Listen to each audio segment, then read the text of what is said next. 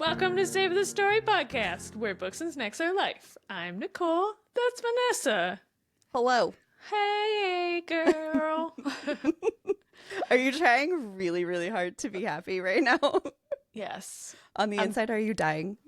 Just a smidge. Oh, no. But I'm only bringing positivity to this episode.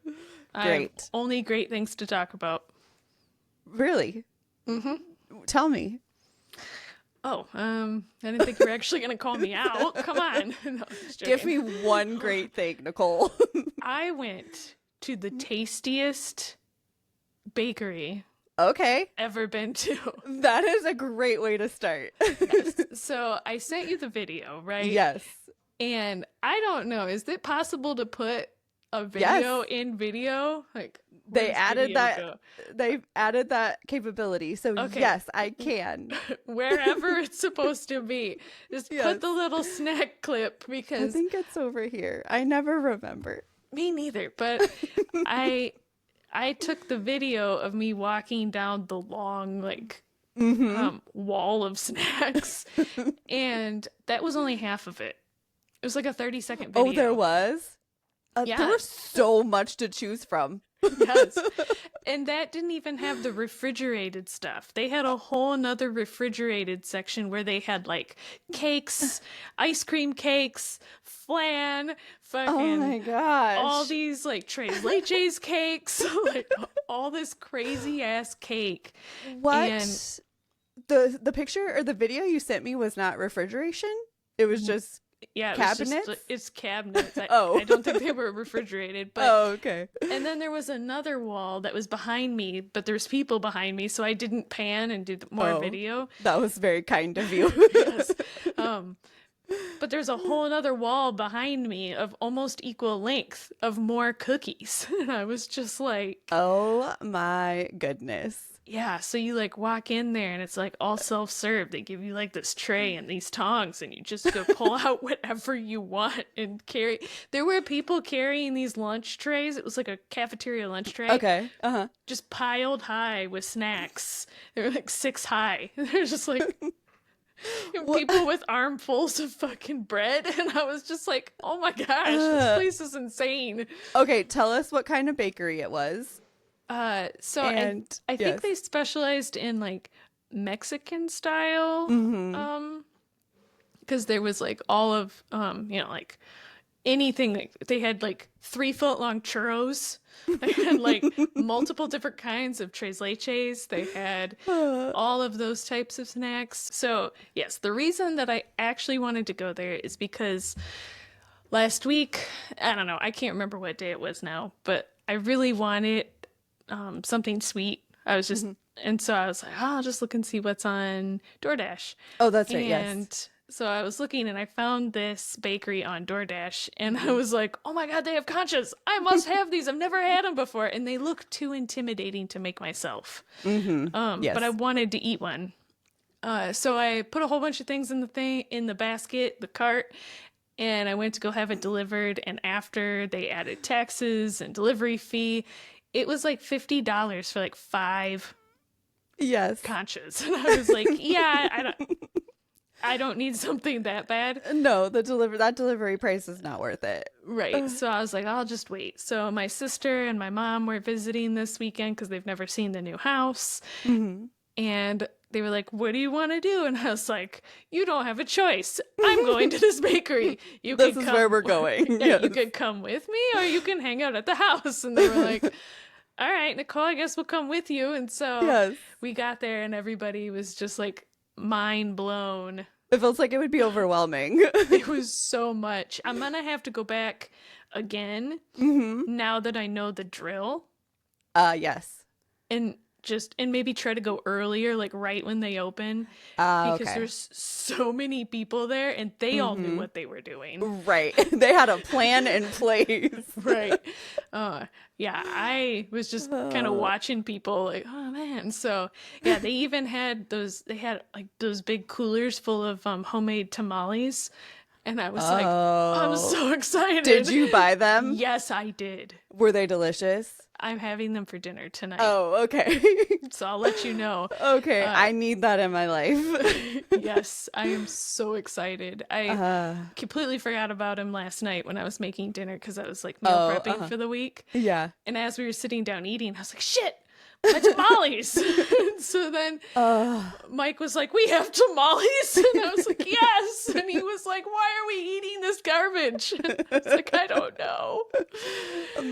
First of all, we is not, nobody said we have tamales. We said I have tamales. Yes. I will eat as many as I can, and you can have whatever's left over. Oh my goodness, yes. I don't know how many are in that bag, but I feel like I probably should have counted. Yeah. So, yeah. That is honestly one thing that I miss so much about being back home is that we would go to my grandma's and my family's house and stuff for Thanksgiving and Christmas, and there would be more tamales at the house than you would know what to do with. It's just the whole kitchen of all of my Mexican aunts and grandma just making tamales for like 24 hours. So there's more tamales than you could ever imagine in your entire life. And it was my favorite time. Man, it makes me, man, I wish I would have found this place while you were still up here, because then we could have gotten some and you could have eaten them and told me how. I think they're authentic and I think they're going to be delicious. Yeah. When I come down to visit you, I can stop and get some and bring them. Yes. I was going to say, or the next time I come up there, we're putting that on the list of places we absolutely have to go. Yes. So everything that I've eaten that I bought from there, because I kind of loaded up because I was like, I could spend like $50. You should. Yes. Yes. You're no longer paying the $50 to ship it. So I could spend the whole $50 on food. So yeah, I ended up everything that I bought that I knew I wanted to eat, I had to double up because I knew that if I took it home, there was a really good chance that Mike would see it and be like, oh, that looks really good. I'm going to try it. And then I wouldn't get to eat it. So anything that I was like, man, I really want this, I doubled up. So you had to buy two. Yes. When I got home and I showed Mike, I was like, anything there's two of, you can have one. But if there's only one, it's not for you. You can still have it. I'll just be less upset about it. Oh, okay. My feelings are not as attached to those items. Correct. I was a little on the fence about those ones. So okay, great. Yeah. That's hilarious. I'm so happy that you actually went there. I was really sad when you told me that your DoorDash was so much, and I was like, damn it. I know, yeah. So yeah, I had the concha. I had it last night, and it was delicious. It was good. You were right. They are kind of dry. A little dry, yeah. But I only ate half of it. Okay. And then this morning I used it to dip into my coffee, and it was delicious. So it was like just like a spoon that I used to like scoop up a coffee and like drink it. They are really good. I do like the taste of them. I just feel like they are not as like moist as I would want my bread to be. Yes. So can I ask you a question? Are all the toppings cinnamon flavored, or can you get different flavored topping, the crinkle topping? Yeah, I don't think so. I don't think they're all cinnamon. I feel like I have never had cinnamon topping. Oh, yeah, that crinkle topping on mine was cinnamon flavored, and I wasn't expecting it because I had never had one, so I didn't know what to expect. I wanted to be completely surprised. So when I ate it, I was like, what do I taste? Cinnamon? This is delicious. But I wasn't sure if it was meant to be that way. Oh, maybe I'm wrong. But it's been a really long time since I had it. But from what I'm remembering is no, they don't all have cinnamon. But now I can't wait to just try everything. I know. Yeah, I bought a whole bunch of stuff, and then I was like, I'm gonna go sit down because they have like you can also get lunch there where they make like a whole bunch of different things. And I was like, where you could buy like it's like going to like any restaurant. You can buy anything, and Okay. sit down and they'll bring it to you or whatever. But I was like, can I sit down in your restaurant side and just eat these snacks? And they were like, yes. So I had like a thing of juice, and I had like this apple pie turnover thing and half a Oh my concha. I was gosh. like, I need to stop eating. Okay, what is your snack then? How are you gonna narrow it down? I'm gonna do conchas because Okay. that's what drove me to go to Yes. this place. Okay. So, but they That's also fair. had cute little chocolate pig cookies. What? I know. I wanted like 6 of them because they were so cute. They were little chocolate cookies shaped like pigs. I was like, I don't know what this is, why it's here, but I need it. I need them. They were so cute. So that was what I wanted to be my snack, but I felt I Okay. had to stay true to the reason I went to this place. Sure. So, Okay. So you did buy the chocolate pig. yes, and it was delicious. Okay, great. I accept that you are using what is it called? Concha? A concha? Please, if I'm pronouncing it incorrectly, I'm so sorry. I couldn't tell you because I don't remember my family ever making those. Maybe as a kid or whatever, but I don't really like know the name from that. But anyway, I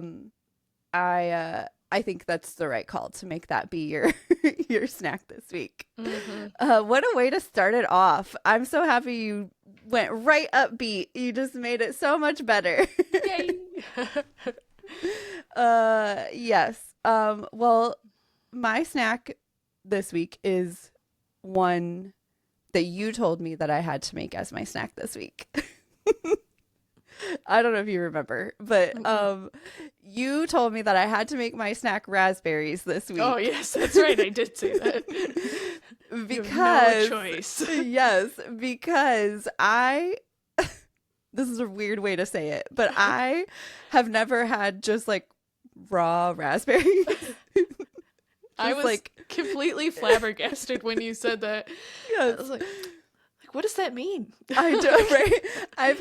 I've had raspberries in like blended in smoothies. Yeah. I've had raspberries like in things like as a jelly or something, I don't know, right. As a jam. I've had them in all of these ways, but I have never just eaten a raw raspberry in its true form. in its original form.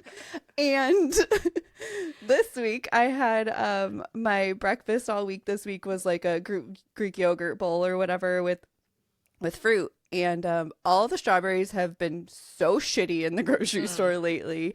And we ran out of bananas, and the only thing we had in the house was raspberries, and I was like, well, this is just gonna have to happen. Never let live.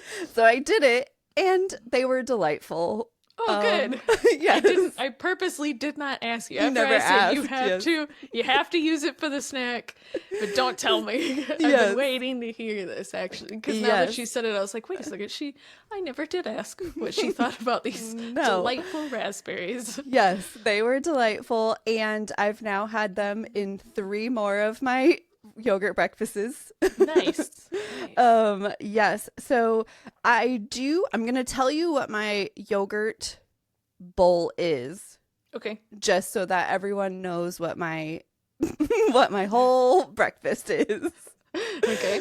But my snack is only going to be the raspberries. Okay. Okay. So and I'm going to tell you exactly. I'm going to give you exact measurements. Okay. Okay. I have 200 grams of vanilla Chobani yogurt. Okay. Or Greek yogurt. I have 1 tablespoon of chia seeds. Okay. 15 grams of vanilla ice cream protein powder is mixed in there. That sounds good. Yeah. Have you heard of Catalina Crunch? It's like that cereal? Yeah, it's like on the package it says like it's keto friendly or whatever, but really it's like a protein keto friendly cereal, whatever. I have 40 grams of Catalina Crunch cinnamon toast flavored. The best and flavor. I crush it up and I mix it into the yogurt, and then I top it with fruit, and that is my breakfast. Do you put all of that in before, or do you carry it all separate and then put it in?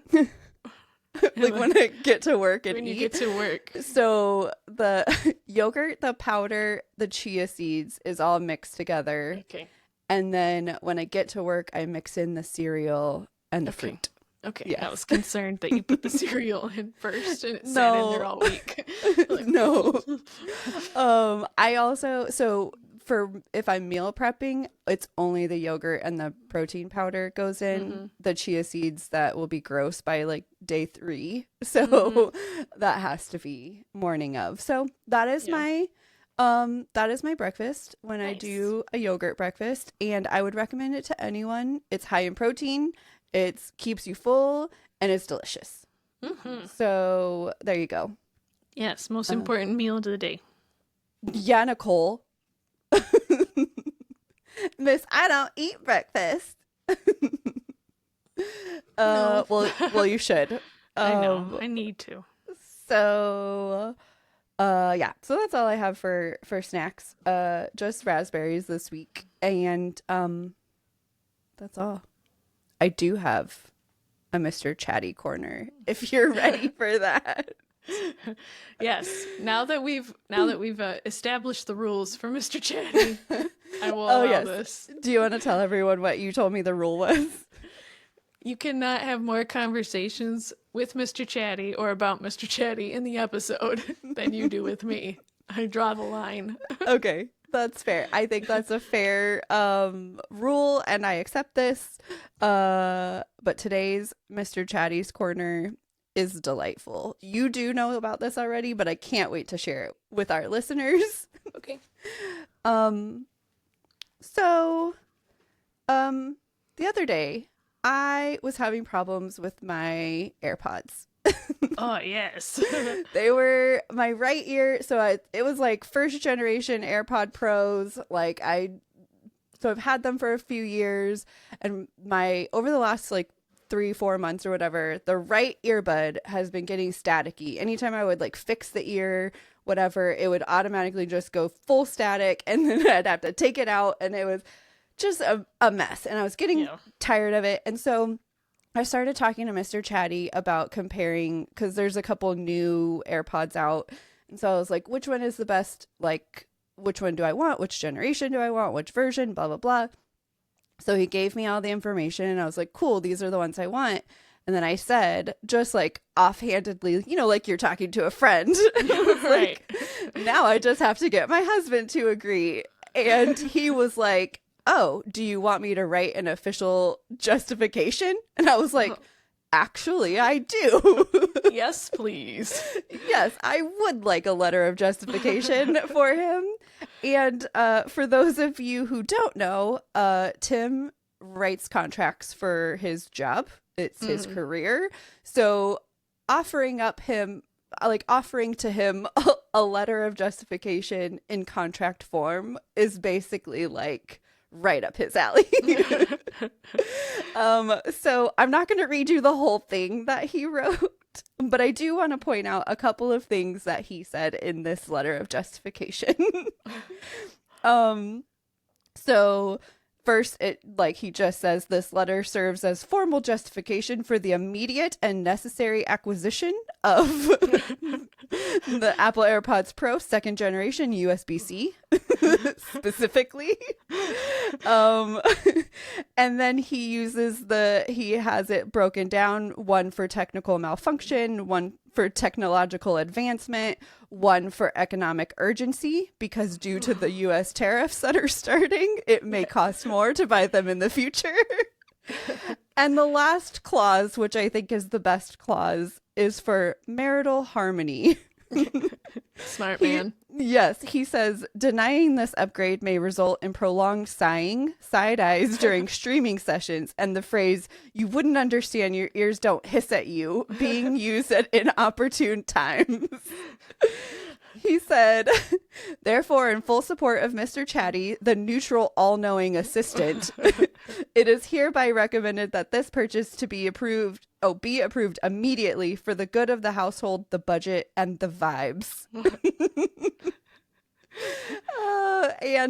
I love that he finished it off with, on behalf of Vanessa, who deserves clear sound and quiet luxury. That man knows you.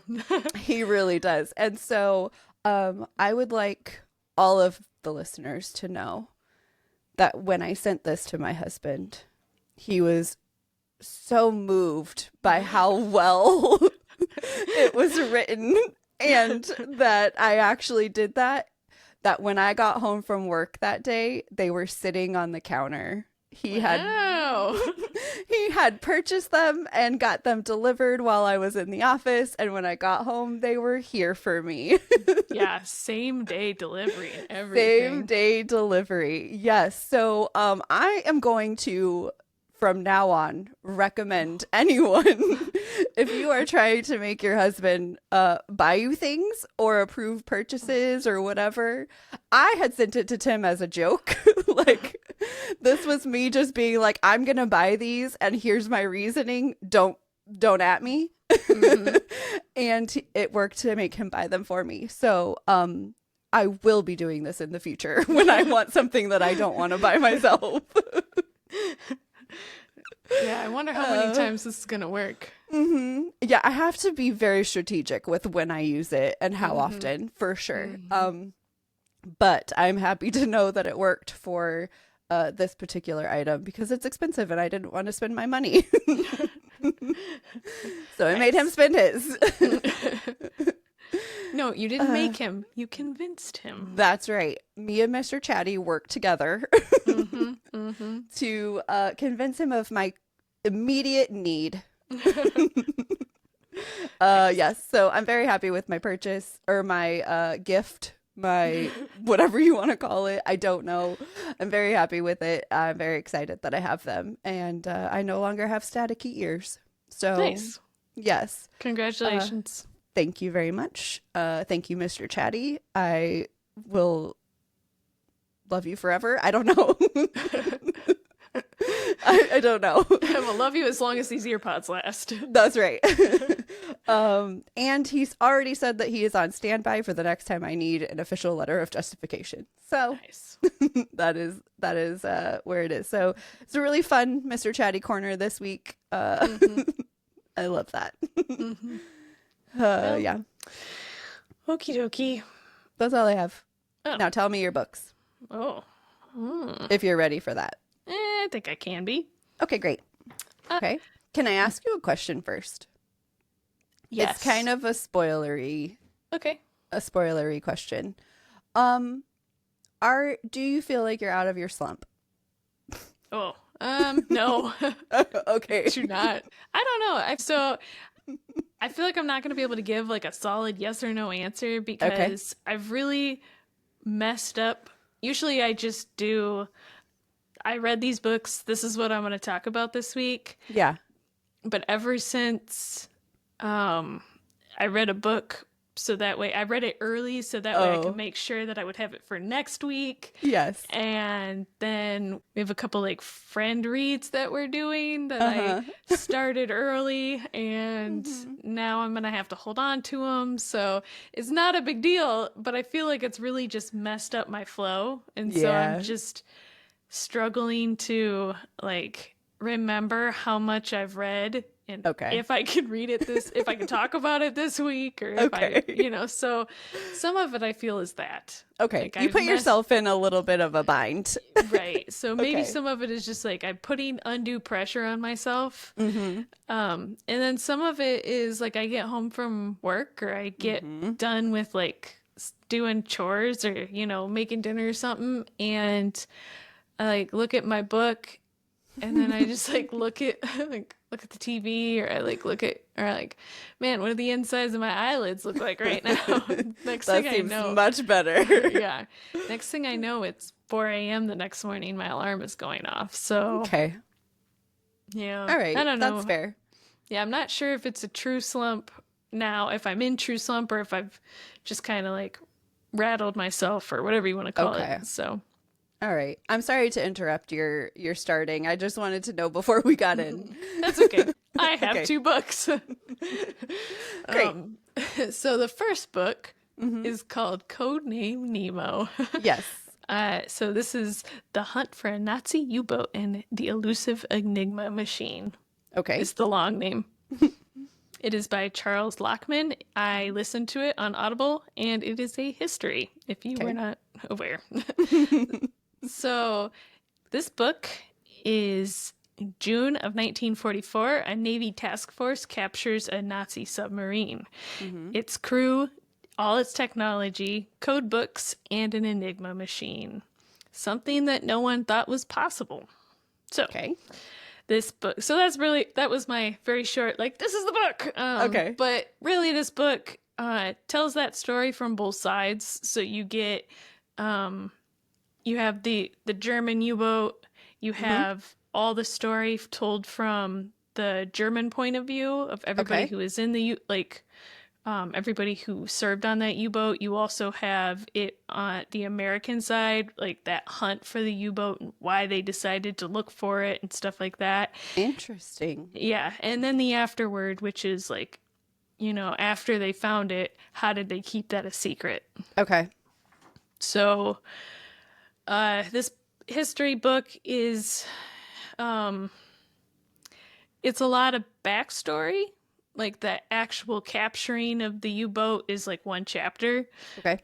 The rest of it is they have to tell all the main players on the American side and all the main players on the German side, and they literally give the entire history of that U-boat. So the day that it came out of like production to the day that it was captured, they give the whole history of all the crews and like stuff like that. Okay. Yeah. So, it's like a play-by-play, like a day in the life of, you know, and then like a play-by-play of the capture. So there is, I guess, for me, I know a lot of people like different kinds of history. I prefer more technical history. I like to know technicalities of stuff, like how things are made and why it's important and stuff like that. You don't really get that. There's no like technical, like this is how U-boats work. This is what they did. It was just kind of like they went inside the boat and there were lots of like handles and like, you know, pipes and stuff like that. And I was like, oh, okay. Cool. I think I'm the opposite of you. I think the history books that I read, are more like people focused and not technical focused. Yeah. So this one was way more people focused. Okay. So, there's a couple things in this book. There's a couple things. So, there are some historical typos. Interesting. Yeah, it's not. I don't think it's a bunch of crazy stuff, and I know I missed a bunch. I must have, because I listened to it, so I wasn't able to like read it and really like go back and like double check it. So I'm pretty sure I heard historical typos. I was going to ask that. I was like, how do you know there's typos if you? Yeah. So but it was things like a turn of phrase. Like he was like, "Oh yes, the jet aircraft," or you know, like, and I was just like, I'm pretty sure there were no jet aircrafts at this point. No, not in the 40s. Yeah. So, and then it was just like, oh, and they used sulfur drugs, and I know that because I didn't read the book, I don't know if it was pronunciation that was wrong or if it was actually spelled wrong in the book. Okay. So I actually went and looked. This is one of the few books that I actually went and looked prior to doing this review, because I was like, I have to know. Yeah. And there's several people who have reviews on Goodreads where they list it out. They're like, man, who like did the editing of this book, because it's terrible. And I was like, validation. So that's even wild though, that you could pick it out from listening to it. Like you could tell that they needed to edit the shit out of it. Right. So I only caught like those two that I gave you. There are a couple, if you go look at, you know, there's a couple where there's one guy, I should have wrote down his name. He literally went through the book and found like highlighted everything. 25 issues. And I was like, damn. So I didn't the ones that I wrote down during the book are the ones that I talked about. Okay. The ones that I didn't catch because, maybe I just didn't know that, or it was Yeah. an audio thing where I just maybe wasn't paying as deep attention. So I'm not really 100% sure what the issue is there. Is it an editing issue? Is it an author issue? Is it, so yeah, just keep that in mind. It's little things like that though. Like, Sure. if you can get over, Jet airplane in the 40s. yeah. So like I said, some of it I was just like, maybe it's just like I said, just like a turn of phrase, like, oh, the boat was loaded with jet aircraft, and it was just like, Maybe not. But maybe if you're not a history buff, that doesn't matter to you, right? And I don't even really consider myself to be a history buff. I was just like, something's fishy you caught here. it, yeah. Yeah. So, this is not anything wrong with the book, but it does bother me about the history. So I know I didn't take this into account with the book, only a little bit. So there's a guy who worked on the submarine for the Germans, and when the boat was captured, to keep it from sinking, they were like, well, maybe we can get one of these guys to help us. And so they asked one of these guys, and his name is Ewald Felix. He actually, real person, worked on the boat.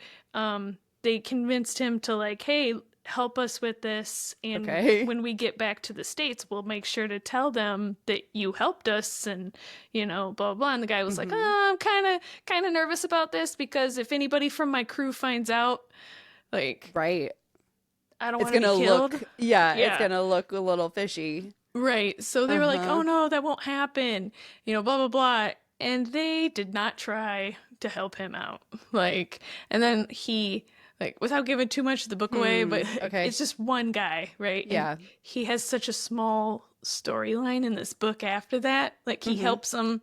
They get to the States.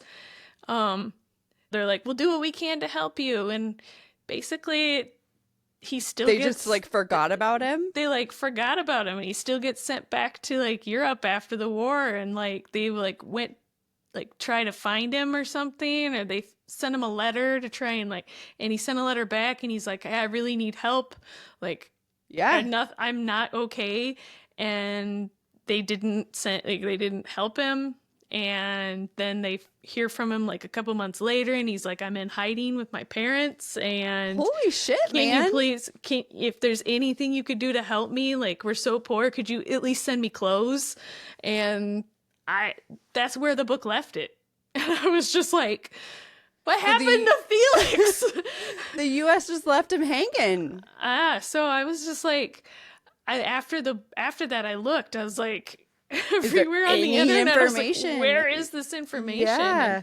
Yeah, so there's a couple different, like, things where it's like, oh, well, he was, he died he died in, like, a POW camp. And then, like, another site where they're like, oh, well, that didn't really happen. That was just the U.S. saying that so that way people wouldn't look for him. And then it was just like, so there's a whole bunch of that. And then you get to the end and it's like, oh, yeah, he ended up living with his parents, and nobody ever heard from him again. And I was like, this is bullshit. Like, that is the only man I even listened to the epilogue of the history book, which I never do, because they were telling the story of all of the people who were on the boarding party for to go in there and catch the U-boat. And they told all the history of, like, some of the Germans who had served on it, like how they, like,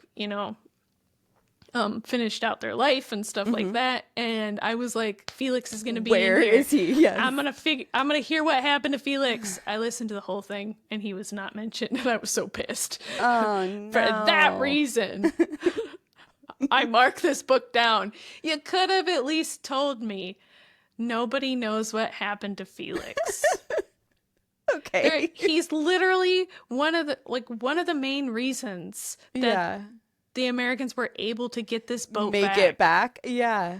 Like, they towed this boat like 2,000 miles across the ocean, and he is one of the main reasons they were able to do that. And he doesn't get more than like a footnote. So I was very angry on his behalf. Yeah, that's really terrible. I wanted to know. So, yeah, so the book was good.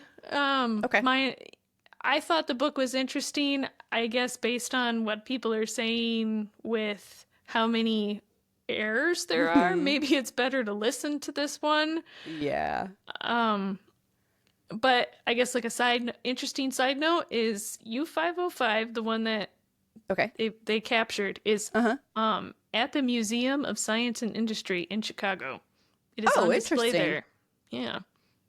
Should we go to there? Yeah, I think we could. Okay. So, yeah. Okay. So I give this book a 3.5. Okay. There's nothing wrong with the book. It's just not what I wanted in a history book. Okay. And it was interesting. Yeah. I mean, I liked it. I just was not. It was not the most interesting history book I've ever read. So 3.5 conchas. Great. Second book. Yes. Is called All Systems Red by Martha Wells. I saw you read this, and I'm very interested to hear what you have to say, because I feel like it's been on my list for a while, and I'm also a little surprised that you read it. I don't know why. Can I tell you why I read it? Yeah. I was going to save this for after the description, but I'll tell you why I read it. I was on the TikTok. Okay. And now they play. You're such an old person. Yes. I'm on the TikToks. I'm on the TikToks, and they play like ads on TikTok. Okay. So I got caught in an Apple Plus TV show ad. Okay. They are making it into a TV show. Okay. And the little advertisement made me giggle. Okay. And I was like, huh. I feel like this is probably a book. Yeah. And so I looked it up, and I was like, ah, shit, it is a book. So here we are. Great. Isn't it a series?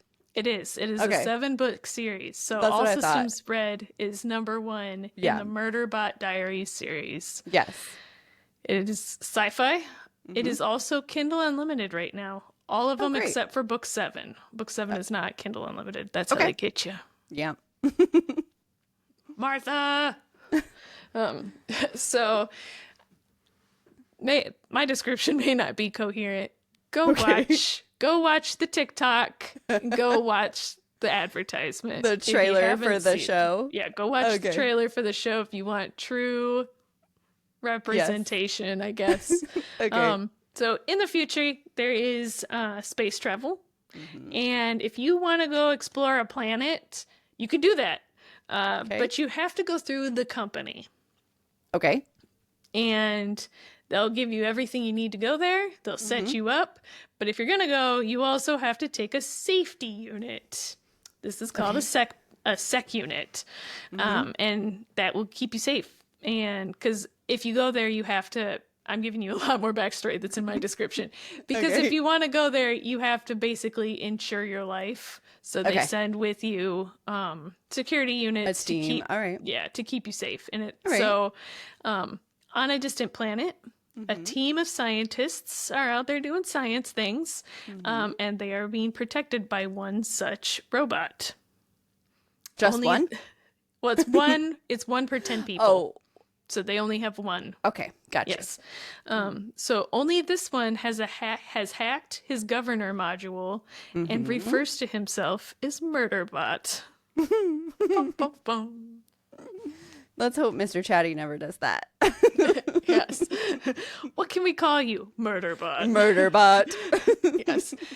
There's one line in the trailer that I laughed at. It's not in the book, but it was hilarious because like, stop calling it Murderbot, and he's like, that's what he wants to be called. I'm calling him by his name.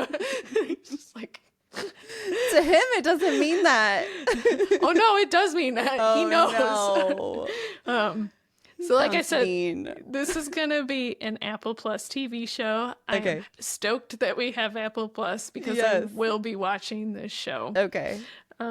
This book is really short. It's only 144 Mhm. pages. It took me like 3 hours to read. It was very short. Yes. So I think the main thing with this book, the main takeaway, is the robot is literally all people. Okay. So he encompasses everything people Okay. want. So he doesn't want to work. Okay. He's like, I don't want to protect you. I know He's I'm here to protect you, but he doesn't want to work. He doesn't want to people. great. And all he wants to do is watch trashy TV. He's my new best friend. Sorry, I know. Mr. Chatty. I know. As I was reading this book, I was like, man, this is me. So, oh gosh. yeah. So this book is really short. There's not a lot of story building. They kind of just drop you in, and Murderbot, because it's told from his point of view, it kind of just explains things as he goes. Okay. He's just like, I'm here because I have to be here. And he says it, says it like that. He's like, I'm here not because I want to, but because I'm a bot and I have to, and I have to protect these people because the company makes me. And I'm like, yeah, I get that.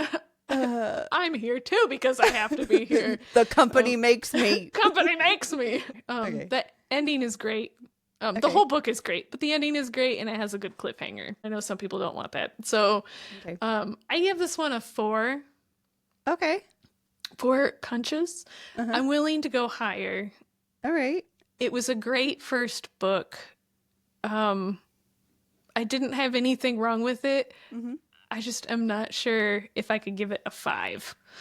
It's definitely not the favorite book of the year, or favorite book of the month. Maybe it is now. Who knows? You don't know. But I don't know yet. It's only the halfway mark. So, but it's a great book. I highly recommend to anybody if you are looking for a good book, even if it's sci-fi. It's really not weird sci-fi. It's like normal.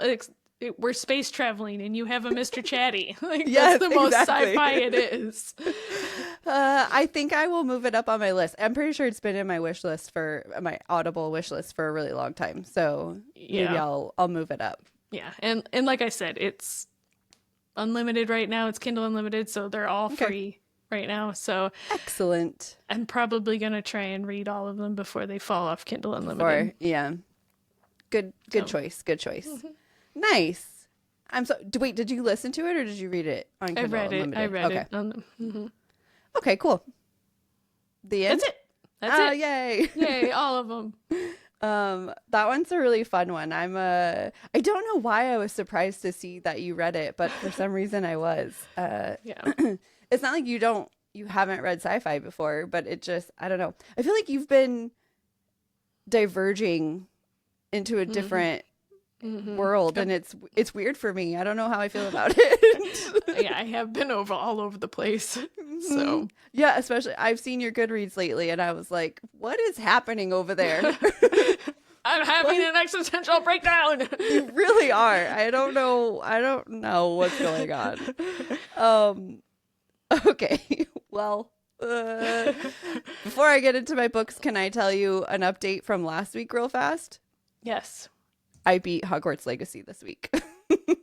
Oh, so you were actually able to read again. Yes. I listened to, I didn't have time to read because I was playing through the weekend, like through the week and the weekend, but I listened a lot. But I did beat it. Do you listen while you play? No. Oh, okay. I tried for a little bit, and then I was finding that I was distracted, especially when I get into battles and I'm focusing on, like, I have to hit all of the buttons. Yes, I have to pause the book because I'm not paying attention. So I was like, whatever, I won't listen. But I just need everyone to know that I beat it, and there's still, like, I'm not at 100% because there's stuff that you can do after you beat, like, the main game. But I mean, I beat it, and I'm very happy about it. So that's my update. Okay. So I did read, let me go to this real fast. Okay. I did finish a trilogy this week. When you said that, I wanted to ask you, you finished the whole trilogy this week, or you just got to the end of the third book? No, I started. So you had a 3-book week?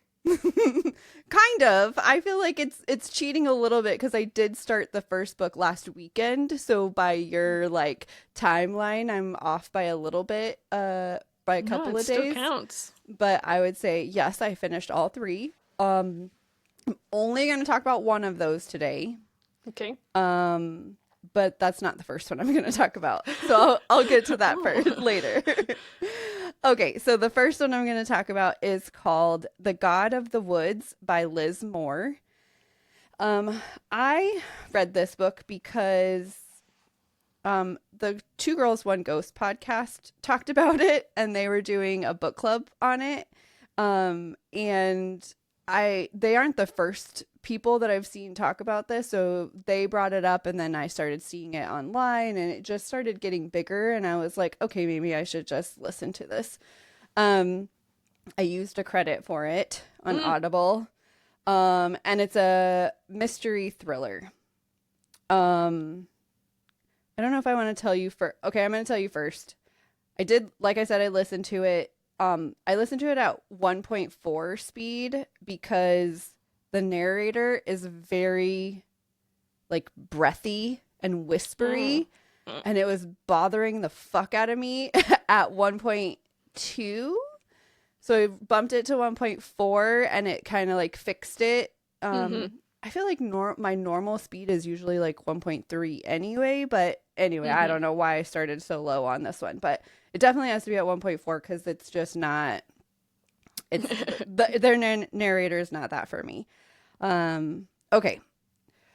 So the book is, a girl, Barbara Van Laar is a 13-year-old girl in a summer camp in the summer of 1975. She goes missing from camp. Her camp counselor finds her bunk empty in the morning on a day that August. What makes this extra interesting, though, is that her family owns the summer camp and lives on the same property. So like off to the side or whatever. And they have another child that went missing on the property 14 years ago. Jeez. Yes. And his name is Bear. Barbara's brother's Bear was never found. So yes. They spend the whole book investigating. This description is very short because it's like super mystery and I feel like giving too much away, whatever. So they basically spend the entire book investigating the disappearance and basically uncovering all of the secrets of this very wealthy Van Laar family. Basically along the way, finding out that everybody's been lying for the last like 15 years. And it's a wild ride. So just on vibes, like how I feel like vibes with the book, okay. I think I liked it. Okay. Go ahead. Did you say that this was based on a true story? Or is this okay. No. Okay. Not a true that would be crazy. I think so I think I liked it, but when I get to like critiquing it and actually starting to like pick things out, I'm not as in love with this. Okay. Every chapter is a different POV. Oh. And it's on a different date.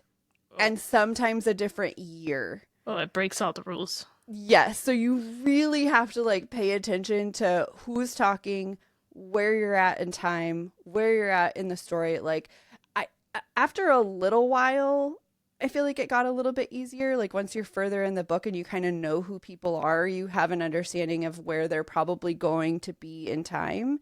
But some of the characters are not like that. They're both, you get past and present of them. And so you really have to try to pay attention to like where you are. So, and it's only one narrator? Only one narrator. Okay. And there's a lot of characters. So like I'm going to give you a timeline. So here's all the people you get Alice, Tracy, Louise, Judith, or Judy. Oh, that's not how you say her name. Anyway, she goes by Judy. I think my thing auto corrected the name, but that's not how you say. I know that's not how you say her name. And then a few from Jacob, Barbara, Victor, and Carl. So that's 1, 2, 3, 4, 5, 6, 7, 8 people that you get. And in the timelines, you get July 1975, August 1975, day 1, day 2, day 3, day 4 of the disappearance. You get just 1975 as a whole. You get 1961, 1962, and then you get at the house, at the camp, and there's some stuff that happens at a hotel. So those are all of the like locations and timelines and all of the people that you're tracking. It's wild. It sounds like a lot. It's a lot. So it's also very long. I feel like it's longer than it needs to be. It's filled with a lot of fluff. I don't know why I said fluff. The floofs. It's yes, filled with the floofs. That I didn't really feel helped the story. I also feel like everything was meant to try to be a twist. Like everything anyone said was a lie, which ultimately then turned into like a twist later. Like, oh, you thought you knew, but you didn't. Like none of the clues or information that you learn at any time can be used later because it was all meant to be misleading, which it like some is fun, but it just wasn't. I don't know. Anyway, there also every time the cops needed to talk to someone, that person could not be found. Like every time, like at some point they have to just be in the same place, right? Like everybody's in this house, but the cops are like, "Where's so-and-so?" And they're like, "Oh, I haven't seen them. Like, he just left. I don't know what happened." There was also, it really was because it was like in the 70s, like the book was set in the 70s, but there was a lot of emphasis on this one investigator being a woman. And I don't think that it like benefited the story in any way. It was just like, oh, you're a woman and you're here investigating. Should I be talking to you? Like, okay.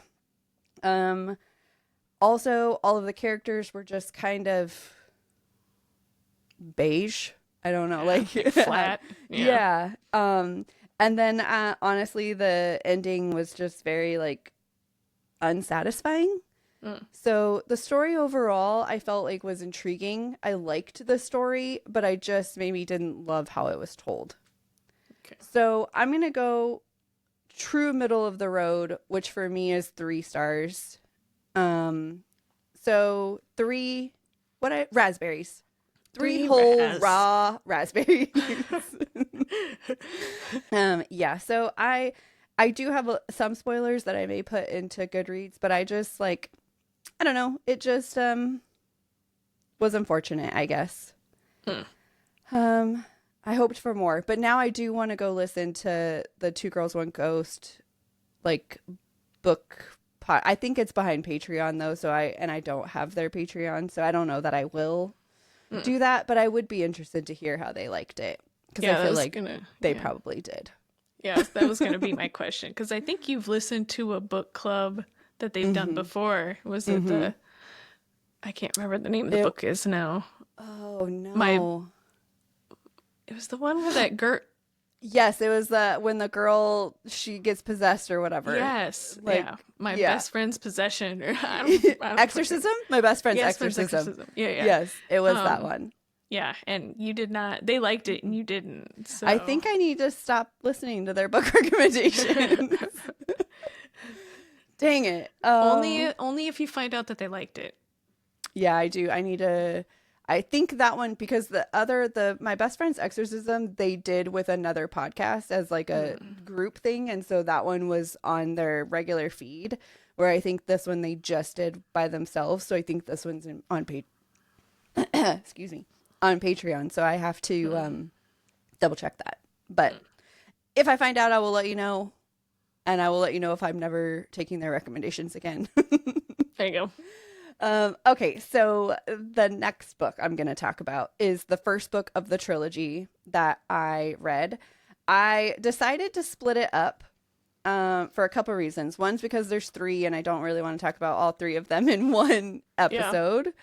And then two, because book 2 and 3, they're all related. Obviously, they're all connected. But book 2 and 3 are even more connected to each other because they kind of, 2 ends off on a cliffhanger and 3 picks up right where it's whatever. So it kind of just carries on, where the first book has kind of more of a clear finish to it.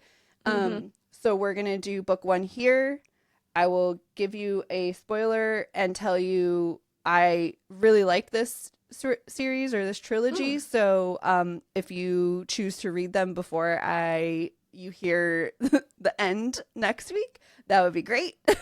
Okay, so it is called, the trilogy is called The 4MK Thriller, and the first book is called The Fourth Monkey.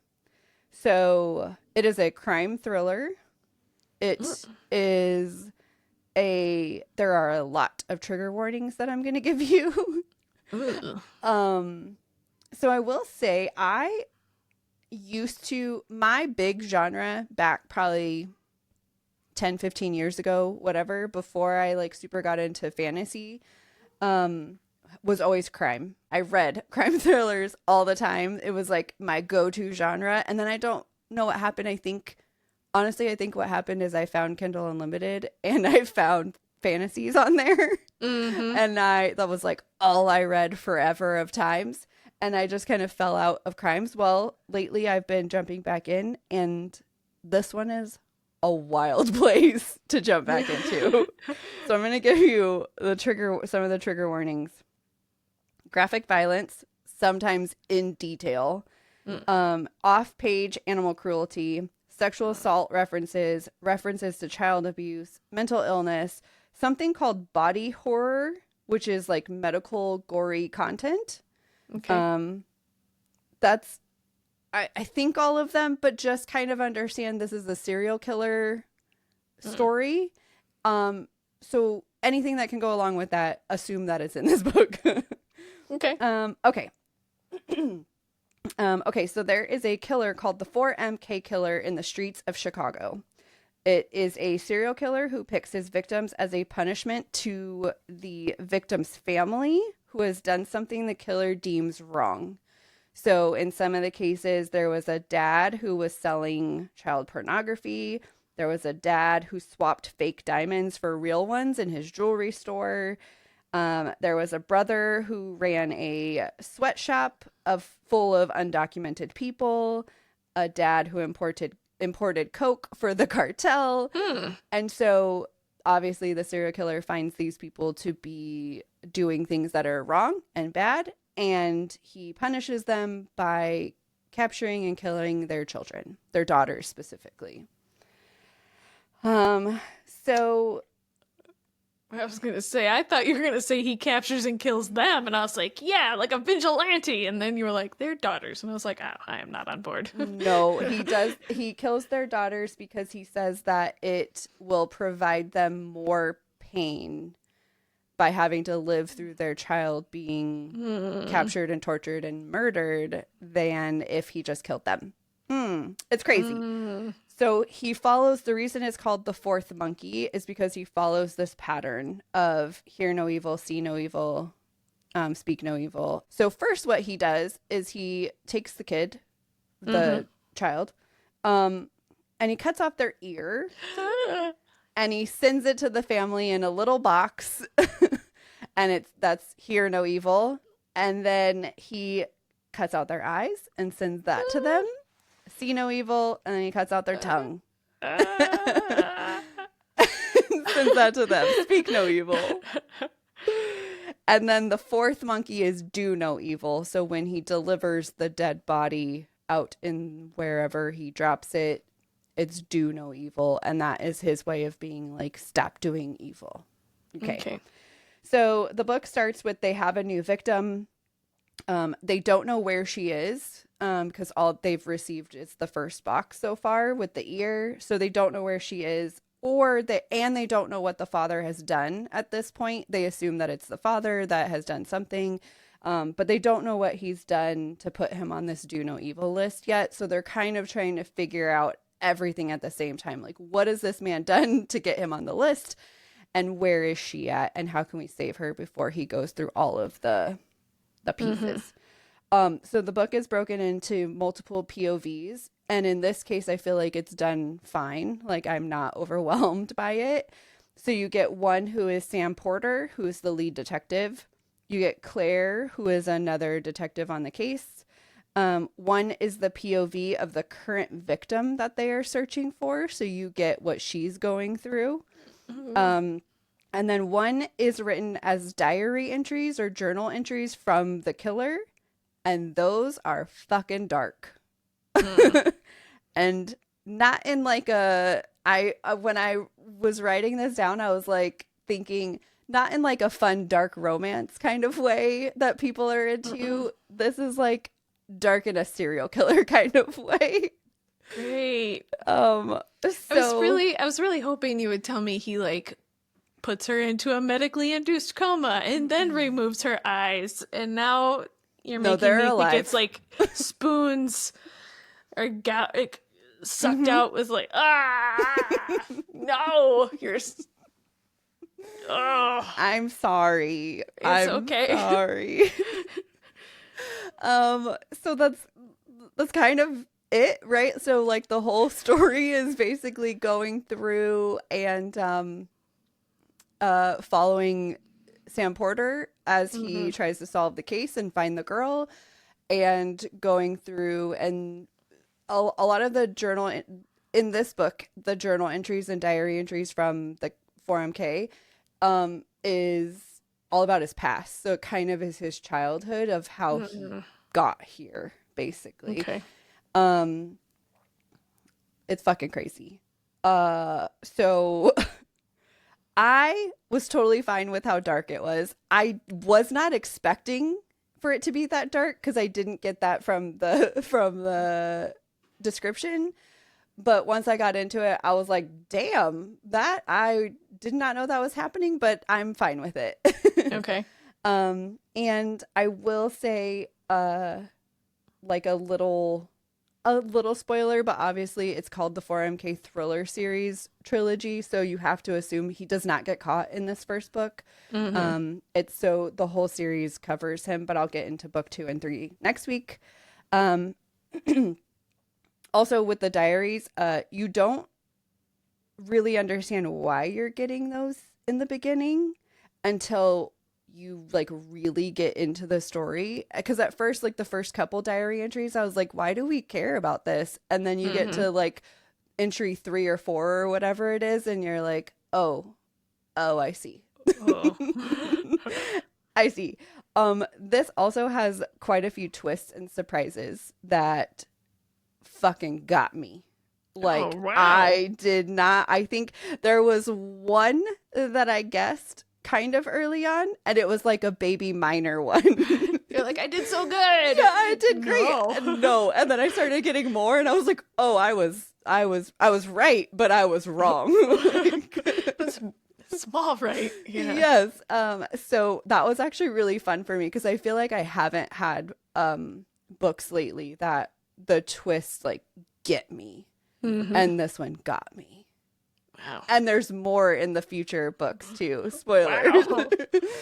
So 100% recommend this for anybody who is into like dark crime. All right. For no one else. I don't think I want to give it 5 stars, but I'll probably go 4.5. Okay. So 4.5 raspberries. If I have to round, I think I'm rounding down, but only because I finished the rest of the series. Okay. Like, I think it could have potentially rounded up until I read book 2. And they were like, oh no, that one's my favorite. Spoiler, yes, for next week. So yeah, I 4.5, The Fourth Monkey by J.D. Barker. Did I even say that? I don't know. You were so excited. I was so excited. J.D. Barker. Apparently he's like a big crime author, and I probably will read other stuff by him, but I need a breather. Like I need like a cozy fantasy. Like a After home that, fantasy. yes, because holy shit. It's wild. I can't wait to tell you about books 2 and 3 next week. Man, this is crazy. Yeah, when you told me that you had finished 3 books, or you finished the series, because that's all you said. You're like, oh, I finished the series. And I was like, oh, okay. And then when you just said you were like, I finished it in a week, I was like, holy shit. Yes. Yeah. Maybe it was a little bit longer. I finished. Okay, so I started this book on the 2nd, April 2nd. Oh, So I finished all 3. What's that? 2 weeks then? Okay, so 2 weeks. But I know for sure this week I finished those 2. So Yeah. Anyway, that's that. I'm sorry that I grossed you out. It's okay. Just like when people talk about blood and gore, and it makes like, this is why I don't watch TV, because Right. like it makes my knees hurt. Okay. It makes my joints hurt. That's how old I am. No. Like, all my joints are like, like, it's like, you ever like move your elbow and it feels like your elbow is grinding? Yes. Like when That's what it somebody feels talks like when about you- gore, that's what my joints feel like, and I'm like, ow, it's physical aversion. Oh no. Okay, do not listen to these books. Yeah, I will. I'm glad you enjoyed them. Yes. I'm glad that you like that they got you. Yes. But No, I these will are take not your for word you. for it. I'll take your word for it. Yes. Okay, well that's all of my books. Are you ready to enter listener corner? Oh yeah, I forgot we're doing listener corner. Dang it, Yes. I am bad at this. That's okay. That's what I'm here for, to tell you that we are now in listener corner. Yes, I would love to hear about listener corner. Okay, great. So this week we are entering episode 34's question, which was, do you read dedications, acknowledgments, prologues, and epilogues? Yeah. I did go through and read some of these comments. So I will say most people, I'm going to give you some specifics, but overall, most people said yes to prologues and epilogues, almost unanimously. Some were angry with you about thinking they were optional. Yes, I did get that drift. Yes, some of them were angry with you. And then it seemed like dedications and acknowledgments were kind of like all over the place, but like with caveats. So Right. like, Yeah, yeah. yeah. So here are some that I thought were fun. So like I said, with caveats, this person said that Commander Cody said that dedications and acknowledgments were sometimes, and it depends on the author, which I did see a couple of times where it was like very author specific. Like this person said that dedications have made them cry before, so they sometimes like to see if it's like about somebody who's very important to them or something like that. The Clint on TikTok said that they read the acknowledgments until it turns into a list of people. Oh yeah. Which I think is fair. I can honestly say that I've done that before, for sure. Like, I just kind of drift into the acknowledgments and I'm like, oh, what's going on? And then it's like person. I'm like, okay. Yeah. Have you ever seen that thing on the internet where it's like, read this number, and it's like, I don't know, 13 digits long. And then at the end of it, it's like, you didn't read the whole number, did you? Like, that's how I feel. When you're I see looking a at whole the- bunch of names, I'm like, yes, my wife, my kids, like, okay, whatever. Yeah, I don't no more. Tori on TikTok said that they're actually more likely to read dedications and acknowledgments than the epilogues. Which, why? We have to understand this. Yes, I don't understand this one. Again, like I said, dedications and acknowledgments have caveats. So Jada said that only if it's a memoir, they'll read those. Okay. And then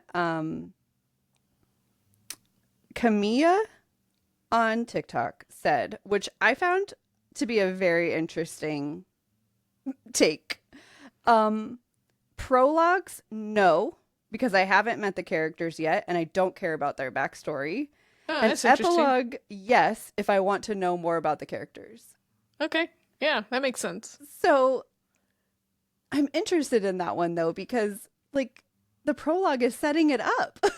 So of course you don't care about them yet because you haven't started the book yet. Yeah, but optional information. It's not. It could be. I don't think it's optional. Could you read the rest of the book and be perfectly fine not knowing what happens in the You could do prologue? that in any book and just skip one chapter. Like you No, probably that's still not figure true. it out. That's not true. Yes, huh? Well, I mean, if you're going to say, would you figure it out? Yes, eventually. But usually the introductions don't start until the book starts. Okay. Fine. I'm still not 100% on board with any of you people who are not choosing to read the prologue. So we're just going to have to agree to disagree. Okay. Okay, great. And then there was one from Ben that did not have to do with the specific question that we asked, but still one that I want to bring up because I 100% agree with them. And they said that they skip all of the poems and songs that are in books that they read. 1000%. Yes, I never read those. I always try. I always am like, I'm gonna be the person that reads these. Mm-hmm. And then I start to, and it just immediately starts feeling awkward. Mm-hmm.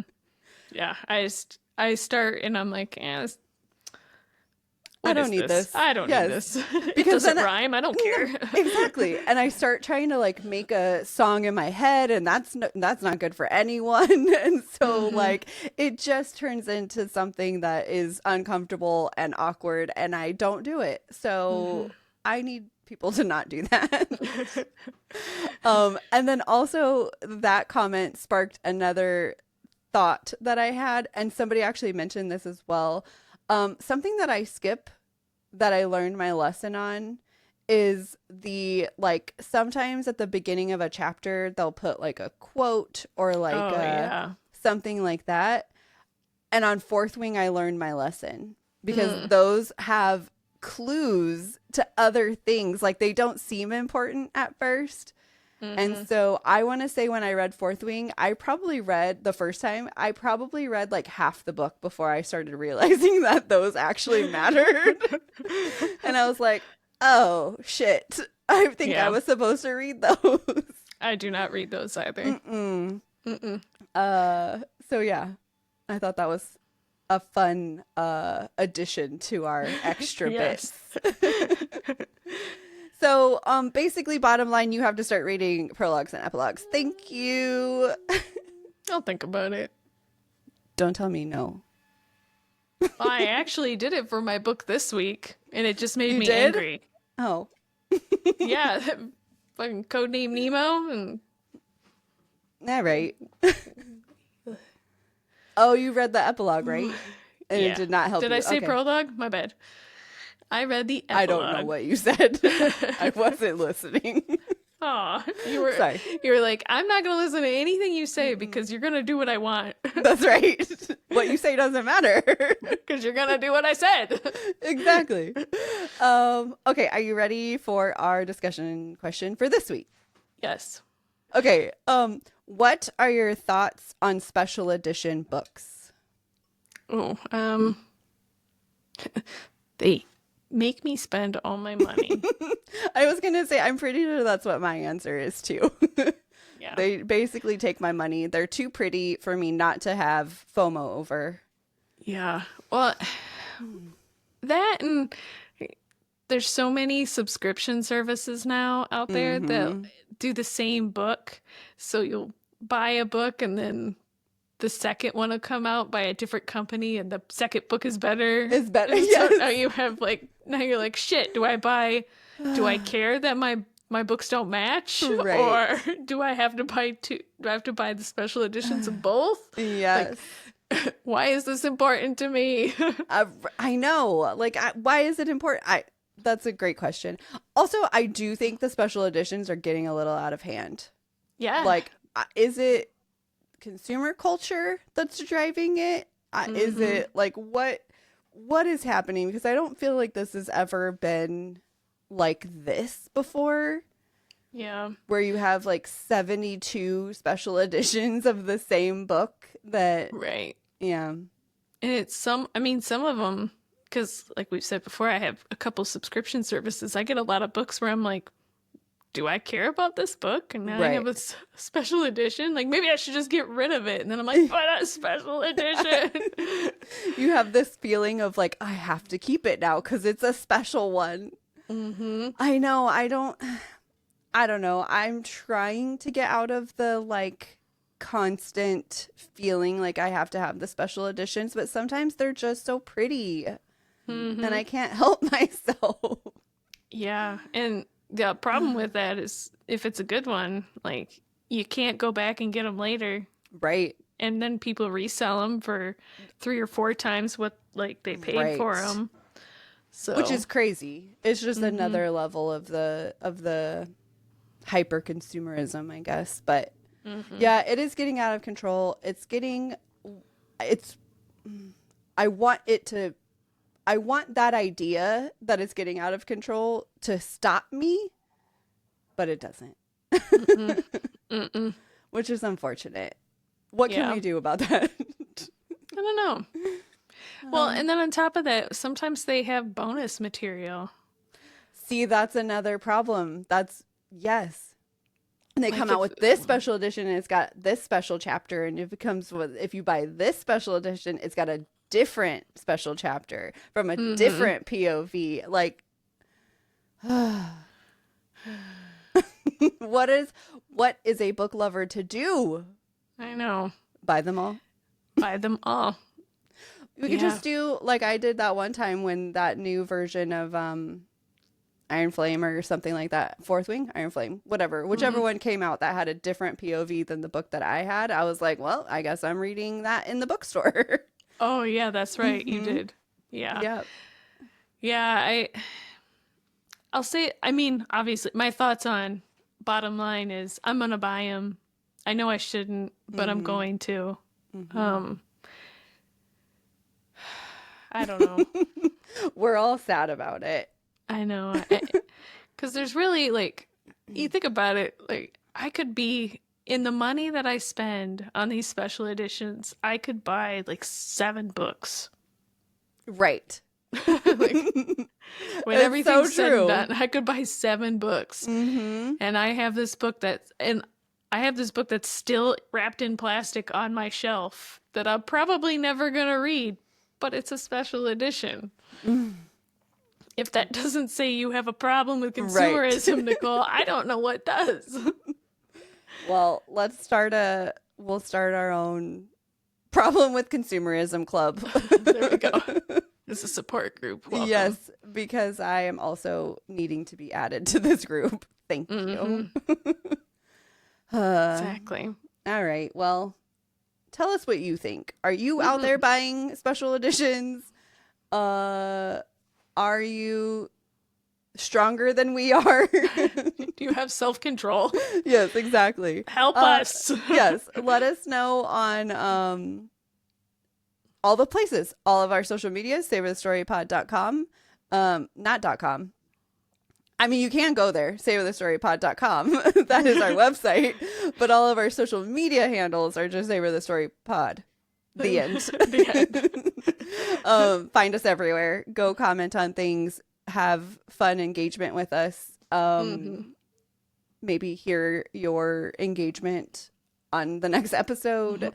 Hang out with us. We love it. The end. Thank you. Okay, bye. Okay, bye. Get out of here.